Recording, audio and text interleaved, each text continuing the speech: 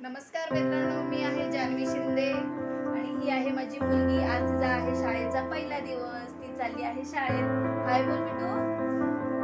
नमस्ते बोला. काय आम्ही मस्त मस्त टिफिन घेतला आहे. टिफिन मध्ये काय आहे? काय घेतले तू टिफिनला खाऊ? ऍपल. आज फर्स्ट डे म्हणून आज